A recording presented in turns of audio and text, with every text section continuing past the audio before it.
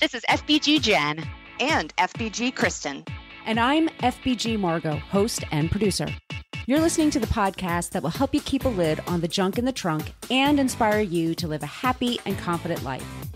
Each episode, we chat with motivational experts and celebs and share our own candid adventures in being healthy. If you're looking for a podcast that's equal parts hilarious and enlightening, well then welcome to the Fit Bottomed Girls podcast. Today's episode is sponsored by Love My Skivvies, a monthly subscription service for undies that are as cute as they are comfy. And ladies, these are designed for workouts and your everyday life. Just pick your size and your style, and you'll never have to think about what's in your panty drawer again, because badass women need panties that live up to our adventures. Now, let's get into the show. Welcome back to the Fit Bottomed Girls podcast. This is FBG Margot, and on the line today, we have FBG Jen. Hey, hey, hey. And we have FBG Kristen. Holla. Holla at ya. So today we have a fantastic guest for you guys, Heidi Schauster. She has a book called Nourish, How to Heal Your Relationship with Food, Body, and Self. And Kristen and I, you and I did this interview today, and I thought she was fantastic. Oh, she was amazing. Really amazing. And she really reflects our ethos about, radical self-love and acceptance of yourself. And we talk all about like diets and why they don't work and intuitive eating. But the thing that I just sort of hooked on in this interview, and I think you feel the same way, was that she really tries not to make remarks about a person's appearance to the point like she doesn't really even pay a lot of compliments about someone's appearance. So I kind of wanted to ask you guys or talk to you guys about like, what do you think about that philosophy? Man, I think that is so interesting. And it's something that I've heard a lot about, like when you talk to especially young girls, to not really focus on like what they're wearing or what they look like, but to, talk more about like what they're interested in. Be like, oh, you did that with a lot of bravery, or that looks really creative or something like that. That's less appearance focused, but I've never actually really thought about it doing it like on the adult level, which I think is interesting. I mean, just this morning when I dropped Gwen off at her preschool, I was like, one of her teachers got her haircut and I was like, wow, your hair looks super great today. So I think sometimes it's hard not to like say something about someone's appearance when it changes drastically, and you actually do like think it looks like really, really great. I mean, you want to give people good things, but yeah, I'm like, okay, well then what do you say? Like, I really, especially like in passing with someone that you kind of, it's just more of an acquaintance than someone you like really know. Like I could give you guys like awesome compliments about your personalities and your giving nature and your sense of humor and everything like that. But I don't know. Like, right. That's a good point. Somebody just walking by, I'm like, well, you seem to have a depth of your soul today, but I really love the sentiment. So I'm curious to see what she says about it. What do you guys think? I think that complimenting somebody, like if you see someone and you like their dress, telling them that you like their dress is fine. And I don't think she means that you should never, take notice and comment on anything like in physical appearance, period. But I think it's more the idea of, if you're always commenting on superficial things or, even things like saying, wow, you look great. Did you lose weight? Which I think we've discussed here before because that's so freaking loaded. But, talking about like, hey, I noticed that you've been at the gym every day this week. I've seen you there. It's really awesome to see, a friendly face. Good work, or yeah, I mean, when you know somebody better, it's certainly much easier to comment on something, at a deeper level than someone who you really don't know. And I'm with you, Jen, where I've been trying to incorporate this when it comes to children for quite a while, because I do think that that's really important, because it's really easy for young girls in particular, but boys as well, to get pretty caught up in their appearance and what that's saying and how people are reacting to it. And then you can start trying to control that image more and more strongly, and especially with things like social media and all of that. So yeah, like it does put a little more of a burden on us as the complimenter to find more. But I find that if I'm really paying attention and looking, there's usually something. Or if I don't have a compliment to give, perhaps there's a conversation I can start, like, hey, have you read something recently? And then that can lead to something else. And, oh, wow, you've got really interesting insights there. I appreciate you sharing that with me. I think feel like questions are good. Yeah. I feel like questions are always good. I always think like that's kind of the thing I almost go to if I can't get to like, questions. Like, what do you? Everyone likes to get questions about themselves. They Well, not do. everyone, but I mean, it's nice. Even if you're uncomfortable with being the center of attention, I feel like it has to feel nice to know that people care. Yeah, and and then you have to listen to their answer. Well, yes.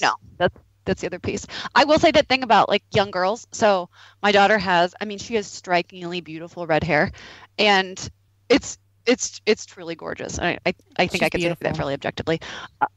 Yeah. So there's nowhere. Thank you.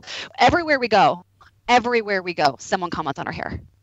We never go somewhere without someone commenting on, like, oh, you have such beautiful hair. You have such beautiful hair, and she does. Like, it is just a weird, it is what it is. Yeah. Yeah.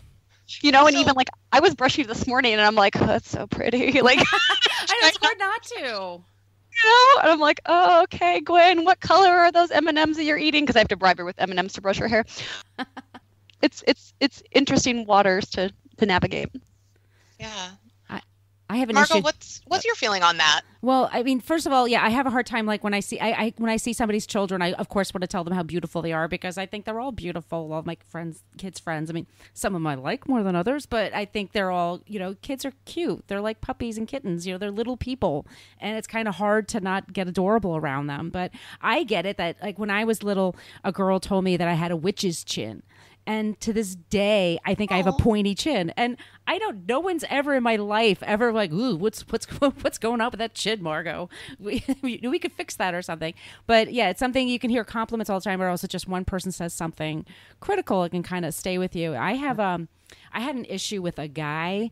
I teach fitness, and there was this older gentleman, and my weight kind of fluctuates a little bit. But when I'm on the leaner side, he would come up to me and make a point of saying, Margot, you're looking really lean right now. You're looking really good. I'm noticing that. I just want you to know I'm noticing that. And it made me so uncomfortable. And it's so hard to like, especially somebody who's older, like he thinks he's paying me a huge compliment, but he's also making me really self-conscious, like, oh, so last week I wasn't, approachable, or last week I didn't look right. Good. Yeah, and it's so I can understand both ways. I mean, I like the sentiment though that she says of like really trying to go outside of another person's appearance, especially in an adult, and looking for other things like, oh, you look happy, you look rested or something. Yeah, it's hard. Well, and not everyone really. I mean, sometimes people feel really uncomfortable to receive a compliment. I think that's kind of another thing, and that's not always a conversation starter. Because I know sometimes people will be like, oh, I really like your, leggings or whatever. And I'd be like, oh, thanks. Yeah. I mean, and then I'm going to like, oh, what's the next phase of this conversation? Because sometimes I'm socially awkward, I'm like, well, then I like your this, and then you're, I don't know, back and forth, but. Oh, I'm the queen of texting 2 hours later and saying, oh, by the way, I noticed that you had a new haircut. It looked really nice. I didn't think to say anything in the moment because I live my life behind a computer and I am not used to actual in-person face-to-face interaction. Yeah, they can be scary sometimes. Yeah. Or, I ask the 6 questions that would be logical follow-ups to a conversation that I'm having. Yeah. Oh gosh, it's hard to be a human. It is. It really is hard sometimes, and I think that's part of the reason we have this show, because like we're trying to, learn more and do better and be better. And I think I just want to say, you guys, I love you guys. I think I've been learning so much doing this show, and Heidi was a great guest and really like made me think quite a bit about like how I talk to people and how I talk to myself, basically. Yeah, that's good. That's a good one. Yeah. Well, with that in mind, what's one compliment that you guys would like to give or to receive? What do you think is something cool and meaningful that maybe someone wouldn't necessarily think to bring up? Oh, just in general? Yeah. I say with my good friend, this is our favorite question we have for each other is, what are you reading? Because we're both really into books. And I love that question when you ask people, because you get so many interesting answers. Usually, I mean, every once in a while you have the awkward, like, I never read. Right. Yeah. And you're like, okay. That's for me. Yeah. I guess as far as like a question goes, kind of like what lights you up, I think is always and it's a little, I mean, that's kind of a little strange to just walk up to me like, hey, well, what lights you up? But just like, what are you into? Like, what are you, like, really, like, what's your kind of life passion? I've clearly just listened to a lot of Daniel Laporte over the years because you're like, you can't say what turns you on. That's an entirely different conversation. Unless that's what you want to know. In which right. That's true. Know your audience. But yeah, like kind of like what really like brings you joy in life, because we spend a lot of times complaining but not focusing on that. But in terms of like a compliment, I think if someone notices that you're thoughtful or a good listener, I think those are kind of, I don't know, someone who's really, really thoughtful will always kind of like make a huge impact, I feel like, on your life. So it's something that should be noted. Yeah. I love that. What about you, Kristen? You asked questions. You got to answer it. I absolutely. So I am a big fan of both questions that you guys brought up. I also like when somebody has shown that they have similar musical tastes as I do. I like to ask them, if not our famous, what's the last song you listened to before you joined me for this non-podcast interview. I also like just to find out who they're listening to and what they're into. The two best compliments that I think I may have ever received. One was someone told me that I was a good listener and conversationalist, which I appreciated hugely because as we were just talking about, I'm like, sometimes I don't even know how to ask a follow-up question in real, like in person. So that was really nice, and it made me continue to try hard to be people. And then the other one is that a friend noticed that I am all for getting the most out of life. And I love that because that's what I want to do. And that's what I hope I project. And that's what I hope I inspire in the people I'm around is like, it's out there, grab it, do it, be it, don't wait for tomorrow. Just like make it happen now. And I don't always hit that mark. But so that's something that I look for things like that in other people, because for one thing, that's an indication that they're probably my kind of people, but also because I know how meaningful it was to hear that from somebody. So I like to pass that along. That's awesome. And I think you guys get the most out of life. So, Yay. And you're also very good conversationalists, because why would I be doing a podcast with you? Right. We all love each other. It's just a love fest here. Yay. All right. So let's just go right into our interview with Heidi Schauster. Here we go, you guys. Remember, this episode is sponsored by Love My Skivvies, a monthly subscription service for undies that we absolutely adore. Ladies, you got to check them out at lovemyskivvies.com. Okay, that's LUVMYSKIVVIES.com. And for being a listener, you can even save 25% off your first month. Just enter the code FBG, that's for Fit Bottom Girls, FBG, at checkout, and you're good to go. Again, that's lovemyskivvies.com, LUVMYSKIVVIES.com. Heidi Schauster is a certified eating disorders registered dietitian and clinical supervisor with over 20 years of experience in the field, as well as her own recovery history. She is the founder of Boston-based Nourishing Words Nutrition Therapy. Heidi is the author of Nourish, How to Heal Your Relationship with Food, Body, and Self. She is a health at every size practitioner who believes in weight inclusiveness wellness and diet culture liberation.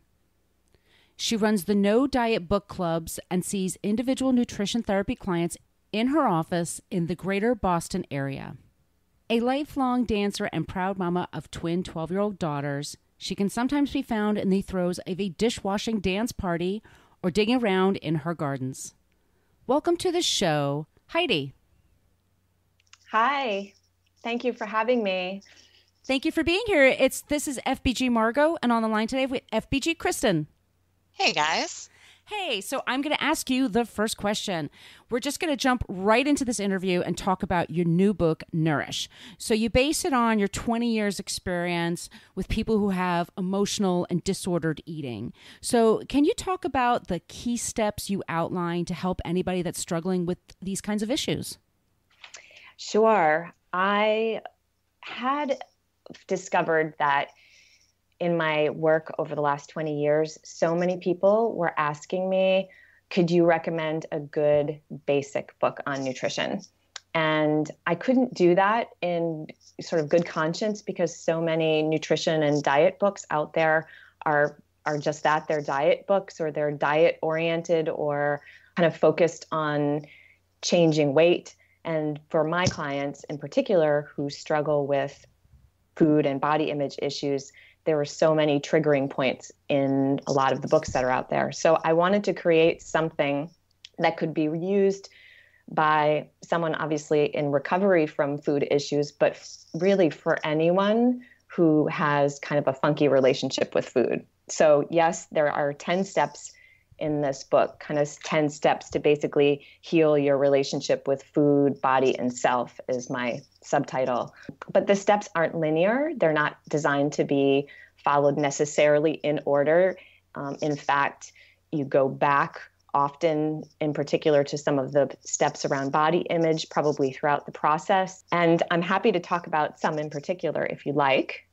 It sounds like you're interested in hearing about that. Sure. Yeah. Yes, please. Very much so. So the first couple of steps are kind of more like, I guess you would say theoretical. They're more about kind of letting go of a diet-oriented mentality and also working on body acceptance. You don't have to love your body and love every nook and cranny of it, but you do have to sort of accept where you are at this moment and kind of what put you in this place at this moment, and work to sort of accept and find a way to love and take care of it. I have found that over the years, when people are feeling really negative about their bodies and sort of, bad-mouthing their bodies constantly, it's really hard to make changes in their self-care habits because they just loathe themselves, and it just doesn't get that far. And it becomes this sort of cycle of disappointment in oneself over and over. So kind of working on this sense of, I don't have to love everything about my body, but I need to sort of appreciate my body and accept it, and kind of work from that framework in order to make changes in my life and in my health habits. Does that make sense? Yeah. So those are okay. Yeah, those are the two first sort of steps. And then the next step is doing some awareness work, awareness of your own food habits, your relationship with food, kind of where your habits around food and self-care have come from. I actually believe, and I've noticed this over the years, that people do better making change happen if they actually do awareness and change separately. Lots of times people will come to my office and they want to change so many things all at once, but they're actually not even really aware of some of their own food and movement habits that are kind of getting them in trouble. So it's sort of working on that awareness piece first, and actually holding off on that part of you that wants to change until you really understand your habits and kind of where they come from. Could you elaborate a little bit on some of the things that you ask people to be aware of? Like, are we talking about like mindless snacking or bigger issues than that? Well, actually, a little bit of everything. Mindless snacking and like kind of mindless eating is definitely something that I might work with someone on. If they get to the end of the day and they can't kind of remember when they ate or where they ate, and they just know they ate somewhere along the line, then obviously that's something we'd work on. I also work with people who are so regimented about their food that they could tell me what they ate last week because it's kind of the same. And it's looking at those patterns and kind of how they've gotten laid down and why they're helpful or not helpful. And it also might be exploring some of what's behind your sort of food ways. Like one of the things that I ask everyone when they first come to see me is kind of, what was your relationship with food like throughout your history? And I start with childhood, as early as they can remember. What was food like in your house, and what was food like in your family? And those little, those kind of habits that we've developed from a young age, or that relationship with food that we have from a young age, often informs how we operate with food now.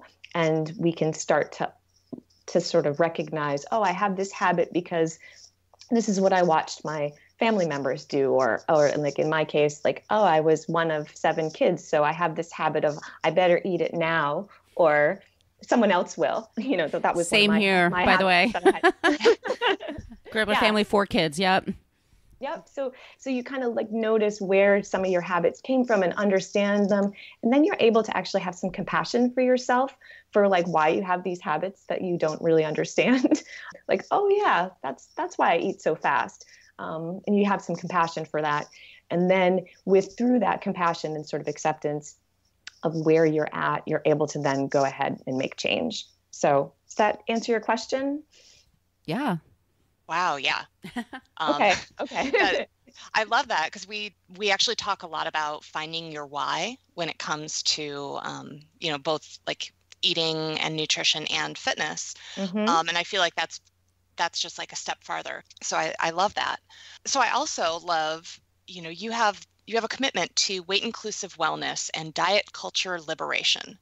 And, we're always talking about finding ways to love yourself to a place of better health versus like exercising or eating, angrily eating a salad out of spite or as a punishment because you had cake yesterday. Right. So could you share some ways that your approach differs aside from the steps that you just discussed, some of the other ways that your approach really differs from what we see in kind of the traditional health and wellness industry? Well, I've just got through like step 3 of the 10, believe it or not. There's more too, because it's this hard work to actually make change that actually is sustainable. And I think what's different about my approach than what you might sort of see in the mainstream around health and fitness is that I'm trying to come from a place of connection to the body and the self. And I'm not saying that all approaches to health and fitness are disconnected from the body at all. I'm not saying that. But at least in the population that I tend to work with, there's often quite a disconnect. Choices are made about exercise and eating that are not necessarily connected to what do I want, what feels really good and yummy in my body, what forms of movement like really satisfy me and just seem to connect with like who I am physically. So I think there's lots of little nuances that might be different, but I think what's unique about where I'm coming from in my writing and in my work is that I'm really trying to work with like a full-bodied connection in making choices about health and well-being. And that is not actually generally connected at all to somebody's body size. In fact, I'm really interested in, and I know you folks are as well, sort of encouraging people of all different shapes and sizes and bodies and abilities to find ways to move that feel good and nourishing, and also find ways to eat that feel good and nourishing. And then beyond that, in some of the later steps, it's also finding self-care practices that really support you and who you are as a whole person, both body, mind, and spirit. So it's a bit of a holistic view of the person, not just focusing on health and wellness and the body per se, but kind of thinking about yourself as a whole person and kind of what your values are and what connects you to the world, and kind of how do you want to move about in the world. Does that make sense? Yeah. That certainly does. So let's go into the topic of exercise, because you prefer to talk about conscious, joyful movement versus exercise. So can you kind of elaborate on that concept of conscious, joyful movement? Sure. I don't have a problem with the word exercise, but since so many of my clients have in their histories, their sort of disordered eating histories have used exercise almost as a way to, say, purge or to, feel some kind of sense of control in their life when other things in their life were out of control. And it can kind of get a dirty word kind of association with it for some of my clients. I sort of use the term movement because it just feels less triggering, if that makes sense. I don't have a problem with the word exercise, but I just find that movement is less triggering for for all people. So in terms of conscious, joyful movement, that's the title of my step 6. It's really about finding the forms of movement that are nourishing, that actually feel good in your body and feel good to your soul. Now, Like it might be cycling, for example, for you, that just feeds your body and soul. And it might be swimming and dancing for me. And it might be running for someone else. And it actually might be, just stretching and doing some gentle yoga. Or maybe on different days, it could be something different. Like when I'm having a day where I feel sort of tired and my body doesn't feel like doing anything vigorous at all, doing some gentle stretching after a long day of sitting or whatever might be the movement that's actually nourishing for me. So it's actually using your body's wisdom and your body's information about deciding how to move or exercise as opposed to a prescriptive way, which is sort of more mind driven, if that makes sense. Like when we say, okay, I'm going to work out this much this week, it's a mind driven exercise, and there's nothing wrong with that. In fact, it helps people to sort of stay on track with their fitness goals, and I don't have necessarily a problem with that.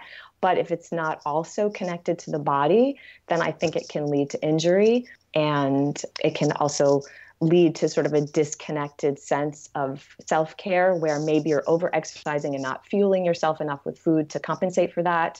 Or maybe you're under-exercising and like dealing with this restless energy because your food and exercise, food and movement, you might say, are not connected. So it's really just staying connected to the body throughout that process. Do you have any really specific tips for helping someone discover what that joyful movement is for them, aside from just saying, no, try different things, see what fits? Because I know, for somebody who already enjoys being active, that's not hard. But for someone who has such a difficult and conflicted past with conscious movement like that, it can be a little bit trickier. Absolutely. And I always recommend that people get help when they're trying to change their habits and they come against a lot of resistance, because usually that resistance is meaningful and requires some work. And it might be working with a nutrition therapist who has kind of an eating disorder background like I do. It might be working with a particular kind of coach or psychotherapist who does this kind of work. So I definitely recommend that. I don't want to leave that out of the equation. But you're right. Like, how do you find the type of movement that's nourishing for you if you're not a natural mover, for example? And I often just like start with a few questions, like, thinking about, do you like to be outside or inside more when you move? And that might be a simple question. Someone who maybe has some exercise resistance may not have a lot of resistance to actually being outside in the sunshine. And that might be a place to start. Like, do you like to move your body alone, or do you like to move your body with others more? And these are just simple kind of open-ended, questions where they can explore, what types of moving seem more inviting to them. Some people really like to have their time to move by themselves, and some people really do better in community, like playing a game or taking a class or something like that. And asking, when do you have the most physical energy naturally in your body? Some people are night owls and some people are morning people. And just kind of thinking about, your own physical body energy, where does it occur most? And that might give you a clue to the times of day that might be best to try to incorporate some kind of joyful movement. And how does it fit best, like in the big scheme of your life? Some people find that they need to move almost daily because they have a strong kind of restless energy in their body, and actually movement helps them not be so anxious. Some people actually don't love to move, but know that for their longevity and their sort of, overall sustainability as a person moving about in a physical body in the world, that some type of movement is positive. And so they're trying to figure out, where are the places where I could fit that in that would be inviting? Maybe going for a walk with my neighbor would be get my connection needs met and also get my movement needs met. And then also, thinking about like what type of movement actually makes you feel grounded in your body. For some people, it's vigorous movement, and for some people, it's sort of slow, deliberate movement. And it might, like something like Tai Chi or yoga might be better for them because they're just trying to sort of feel grounded in their body. And that in and of itself could be complicated. If somebody doesn't like to feel connected to their body, or there are reasons, they have a trauma history, reasons why they don't love being in their body, then obviously there's a lot more that can be worked on. But we're just scratching the surface. Say you suspect a friend or a loved one of having some kind of an eating disorder or food disorder. What are the best steps to take to help them? I mean, I know people can get pretty defensive about that. So what would be your advice? That's a great question. I love that question. It's so hard to bring someone to get help that they need when they don't see that they need help. And so trying to sort of force someone into your idea of what they need is going to backfire. I generally think that the most important way we can reach out to people if we see them struggling with any kind of mental health issue, and I think particularly with disordered eating, is to just express concern and love. You see them as a whole person. You see them as someone that you care about, that you're worried about. You could say, always speak from yourself, like from your own standpoint, as opposed to pointing a finger and saying you, but you could say, I see you eating a lot less than you used to eat like a month ago. And, I'm also seeing you looking really tired and worn out. I'm worried about you. I care about you. Is there anything that I can do to help? I think that's always the best approach. That makes sense. Absolutely. So this is something that we have talked to a few people about, and I think that you're going to have some really good insight, because people can feel very conflicted about the idea of loving their body, exactly as it is in this moment in time, but still wanting to lose weight. And I'm assuming that you have clients come to you and, in their mind, their goal is, well, I'm overweight. I'd like to drop pounds, or I'd like to, just feel better in my body. So what are some of the ways that you guide your clients with regard to that? Because you do want to acknowledge that, when you have goals of becoming fitter, like that's valid, but you don't want that to be a trigger. You don't want that to, it's really never about, looking a certain way in a bikini. It's always so much deeper than that. But I know with the people we talk to and the folks we work with, often that's the thing that gets them to take action. So how do you handle that? That is like such $1 million question. It's a great question. And I actually wrote a blog post about this, I think a couple of years ago, about, can you actually learn to eat intuitively and mindfully and still want to lose weight? And I think it's a big question. I have to say that I'm obviously biased because I've worked in the disordered eating field for 20 years, and I'm really careful about not creating a situation that could trigger more disordered eating. Right. And so my stance as a professional, and this is my own stance, is that I don't do weight loss counseling, and I won't do it. I personally feel that it's not ethical myself, because there is research that shows that 96% of people who go on any kind of weight loss diet will gain the weight back. So I feel like 4% is not very good odds. So I don't do weight loss focused counseling in my nutrition counseling. So I let people know that if their goal is losing weight, that if they want to work with me, they will have to put it somewhat on the back burner. It doesn't mean that I don't, obviously I validate that they feel uncomfortable in their body, and they perhaps want something else, and we can certainly talk about weight and we can talk about that, but that the goal has to first be finding ways to create habits that make them feel good. Because I think weight loss is tricky in that it can often make us do things with food and exercise that override that connection with the body. And I don't want to have anyone override their connection with their body. I want them to work with their body to make change. So as long as somebody's willing to put it sort of more on the back burner, and they really just want to work on their relationship with food and their relationship with movement and exercise first and foremost, often what happens is their body ends up going to a place where it's meant to be. And for some people, that's weight loss. For some people, it's not weight loss. For some people, it's actually weight gain. It kind of depends on the person. And I never make any kind of guarantee because I just see metabolically that people are in so many different places.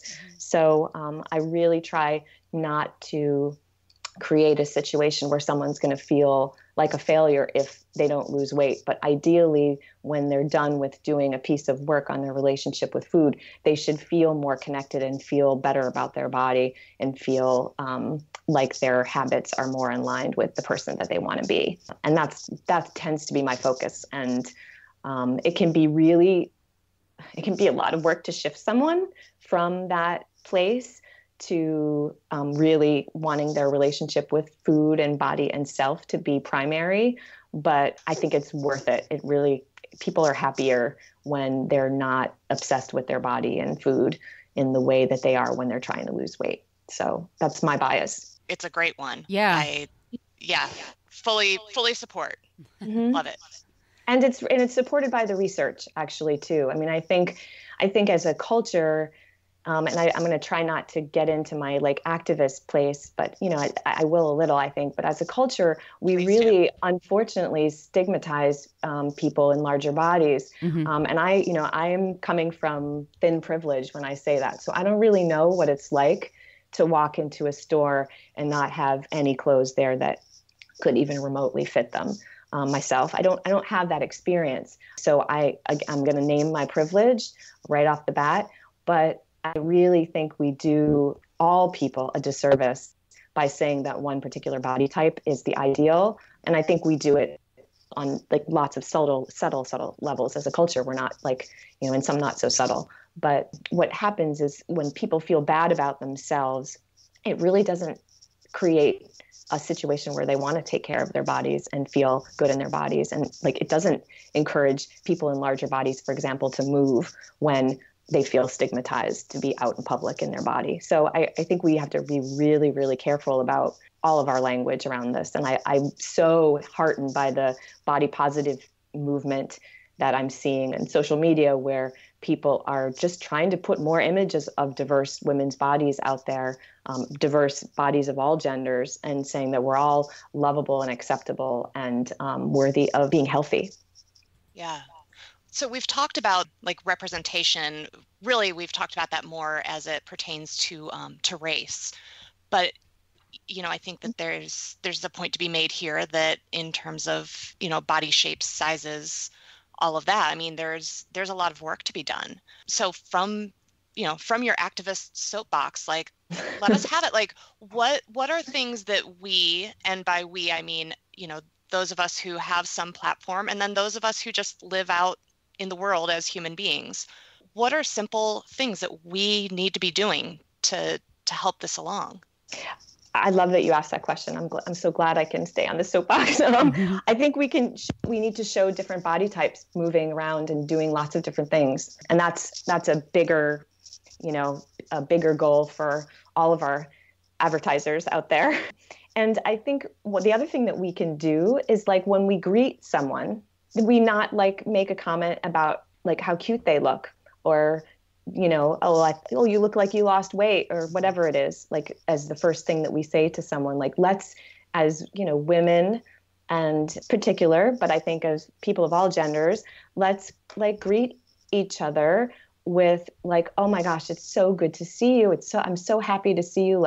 And let it not be about how cute someone looks, or because I think again, it creates an external value as opposed to this intrinsic value that we all have as human beings. So, and as we go about our day, I think noticing when our own biases around size come up, what assumptions are we making when we see a large person who's maybe struggling?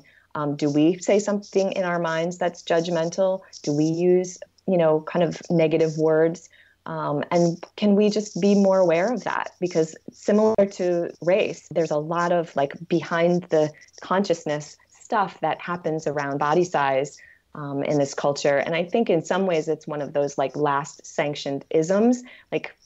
like you can see it everywhere, like movies and like ads on TV. And, there's still a lot of like fat stigmatization out there, which is really not helpful. No, it isn't. Do you follow Roxane Gay?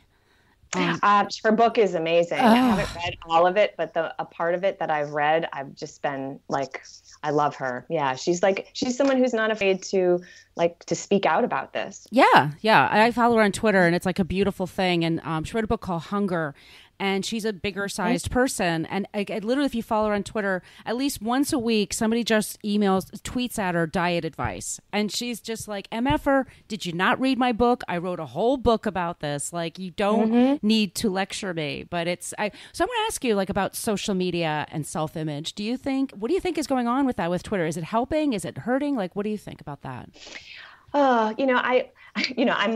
I'm 47. I'm not as social media savvy as some of my younger colleagues, but I have to say that social media can be like a blessing and a curse at the same time. I think that because so many more young people are hanging out on social media, taking selfies, like our images in some ways are even more important than they were before we had all these pictures everywhere. And so I think that's dangerous because, again, it takes us outside of our deep selves and puts so much emphasis on our image. That said, like someone like Roxane Gay and other fat activists that are out there can get their messages out there and can help people sort of not feel alone with their struggle and the stigmatization that they feel. And it can create more activism in the world around these issues. So, I think it can be a blessing and a curse. I mean, there are a lot of people out there right now on Instagram who are sort of taking pictures of their like gorgeous, voluptuous bodies and saying, I like how I look. And that, I think that's wonderful because I think we're getting more images of diverse body types than we do in, like, say, the mainstream media. That said, like, those people often will state that they open themselves up to lots of criticism when they do that and harshness. So I think, there's going to, it's always good to have a dialogue and have more discussion of these topics. But I think there's the struggle in there too. And there's certainly like a lot of people who will make a comment like that person did to Roxane Gay. And they can say what they need to say as well.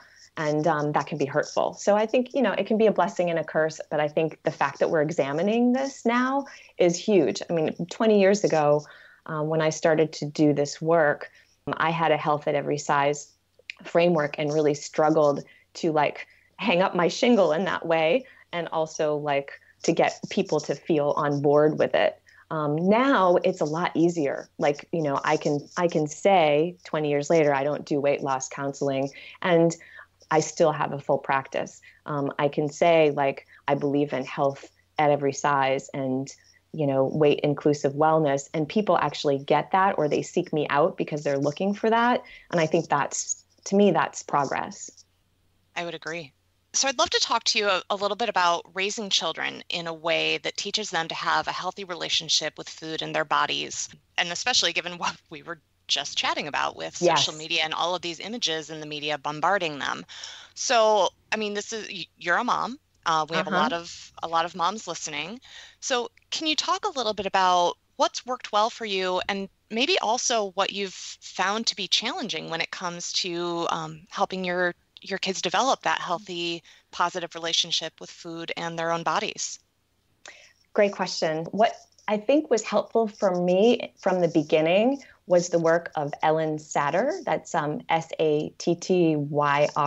She is both a nutritionist and therapist who I kind of stumbled upon in the 90s. And her approach to feeding children and raising children to be good eaters and sort of not develop disordered eating, I think is kind of a gold standard. And she has a website and kind of a whole institute at this point. I think she's still quite well known. But I think her division of responsibility is sort of my catchphrase that I teach to so many parents that I work with, which is that the responsibility for you as the parent is to provide a variety of good, nutritious, healthy food, whatever you deem, that you'd like to keep in your house, and have all of that food available, and, make it available for your kids on a regular basis, within some regular limits. And then the child's responsibility is to actually eat it. And they get to decide how much and how often. And you'll have structured meals, but they get to decide when they're hungry, and they get to decide when they're full, and how much they want to eat on their plate, as opposed to the parent going over into their territory, into the kid's responsibility, which is the eating part. So I think that's really helpful. Like you are the provider and your child is the eater. And if you start trying to go into their territory and tell them how to eat, or how to finish everything on their plate, or they should have more vegetables, actually you could create some little power struggles that as your child gets older and they're looking for little ways to exert their independence, you just don't want it to be about food. You'd much rather have it be about other things. And I have two almost teenagers, I'd rather have our struggles be around curfews and media use and all of that stuff than to have it be around food. So really kind of keeping that division of responsibility clear. Also, I think it's so important for you to feel comfortable with your body in whatever way you can and communicate that to your child. So that might mean you have to do some of your own work, but repeatedly, a lot of my clients, both kids and then adults who are remembering their own parents, they witnessed their moms, often in particular, saying really negative things about their bodies and sort of loathing their bodies, and kind of learned that that's what you do, that you're always at war with your body. And I think any work that I think you can do as a parent to not only take good care of yourself, but really work on body acceptance is huge, because they will pick up that energy for sure. And I think everything that we've been talking about, this sort of the fat stigma, the weight stigma, is important to talk about with your kids. I have a daughter who recently told me that she was worried about a friend's eating, and the friend was talking about being too fat. And she said to her, first of all, she was like, you're really not too fat. You're not at all. And even if you were, what's the big deal? That's just a different body type. And I love that. I was like, I've brainwashed my kids properly. I just got chills. I know. Oh my gosh. If the girls and myself included, if we had spoken to one another like that honestly, starting in elementary school, God, what a different world. Well, we can do it little by little right now, with all the little ones we encounter. When I always say, when you get together with your little nieces and nephews at family gatherings, don't comment about how cute their hair and dresses look the whole time.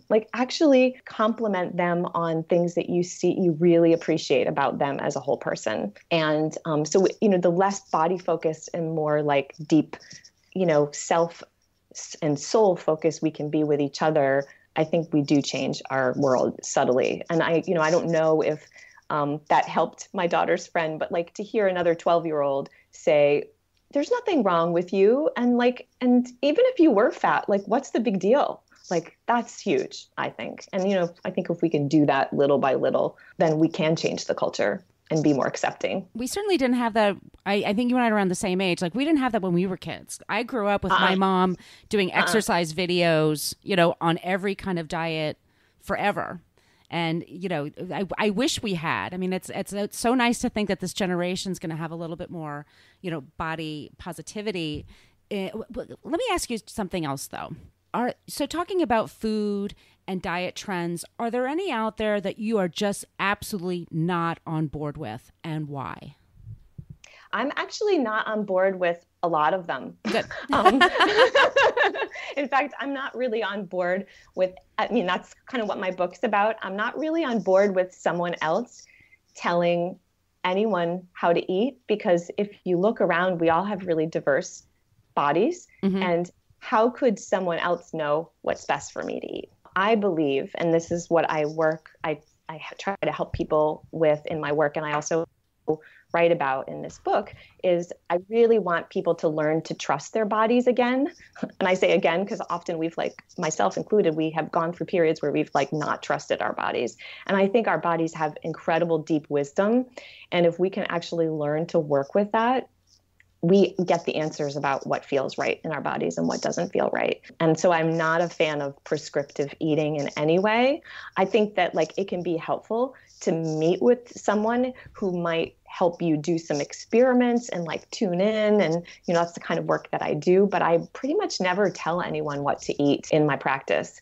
I just make suggestions and say, let's do an experiment and see how this feels. And then if somebody has a severe restrictive eating disorder, I might make suggestions and kind of talk about some bottom lines around how much you need to have nutritionally to nourish yourself, and get like kind of your basic needs met. And then we work from there. But other than that, any kind of directive sort of diet talk, I'm not into in general.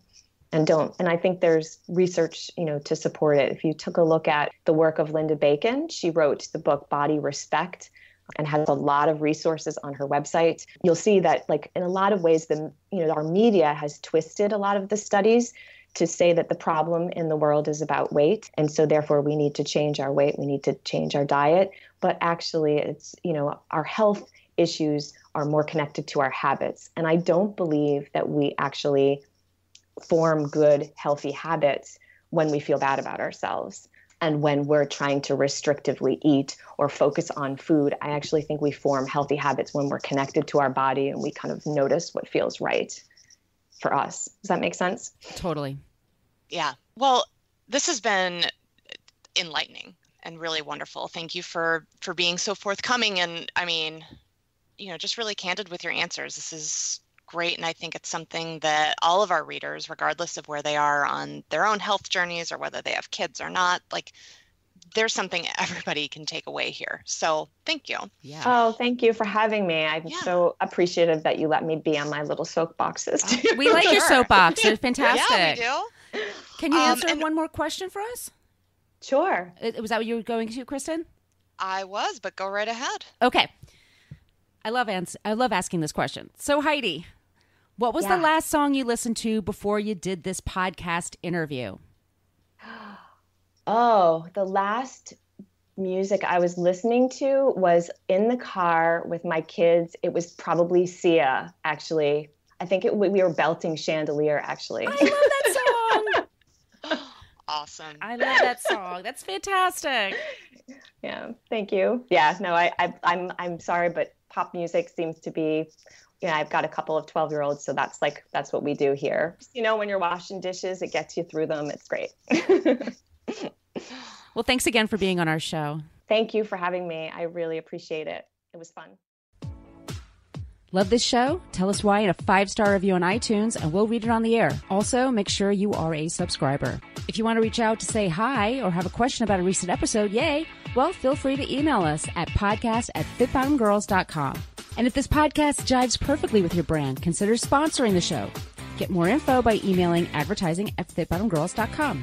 Find all kinds of Fit Bottom goodness online and on social media at Fit Bottom Girls, Fit Bottom Mamas, Fit Bottom Eats, and Fit Bottom Zen. And if books and movies are your thing, check out the other podcast I co-host called Book versus Movie, which you can find anywhere where you search for podcasts. Thanks for listening.